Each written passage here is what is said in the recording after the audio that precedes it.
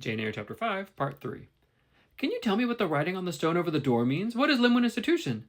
This house where you are to come to live? Why do they call it an institution? Is it in any way different from other schools?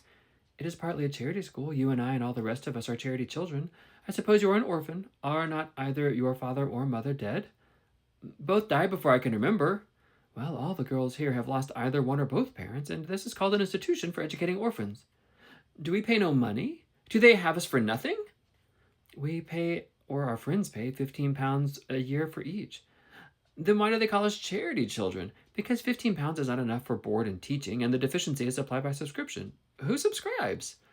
Different benevolent-minded ladies and gentlemen in this neighborhood and in London. Who is Naomi Brocklehurst? The lady who built a new part of this house, as that tablet records, and whose son overlooks and directs everything here. Why?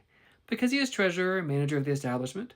Then this house does not belong to that tall lady who wears a watch and who said we were to have some bread and cheese? To Miss Temple? No. I wish it did. She has to answer to Mr. Brocklehurst for all she does. Mr. Brocklehurst buys all our food and all our clothes. Does he live here? No, 2 miles off at a large hall. Is he a good man? He's a clergyman and is said to do a great deal of good. Did you say that the tall lady is called Miss Temple? Yes. And what are the other teachers called? The one with the red cheeks is called Miss Smith. She attends to the work and cuts out, for we make our own clothes, our frocks and pelisses and everything. The little one with black hair is Miss Scatcherd. She teaches history and grammar, and hears the second-class repetitions. And the one who wears a shawl and has a pocket handkerchief tied to her side with a yellow ribbon is Madame Perriot. She comes from Lille in France and teaches French. Do you like the teachers? Well enough. Do you like the little black one and the madam? I cannot pronounce her name as you do. Miss Scatcherd is hasty. You must not take care not to offend her. Madame Perriot is not a bad sort of person.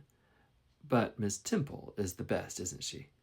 Miss Temple is very good and very clever, and is above the rest because she knows far more than they do. Have you been here long? 2 years. Are you an orphan? My mother is dead. Are you happy here?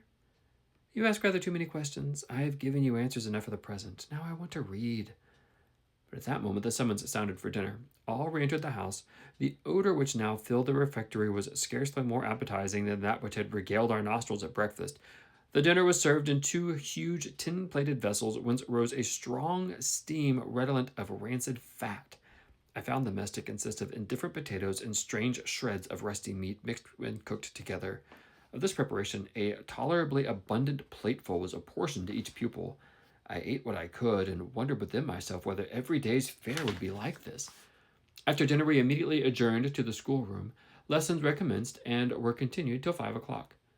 The only marked event of the afternoon was, that I saw the girl with whom I had conversed in the veranda dismissed in disgrace by Miss Scatcherd from a history class and sent to stand in the middle of a large schoolroom.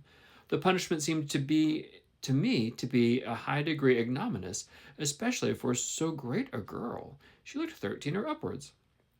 I expected she would show signs of great distress and shame, but to my surprise, she neither wept nor blushed. Composed, though grave, she stood, the central mark of her eyes. How can she bear it so quietly, so firmly, I asked of myself.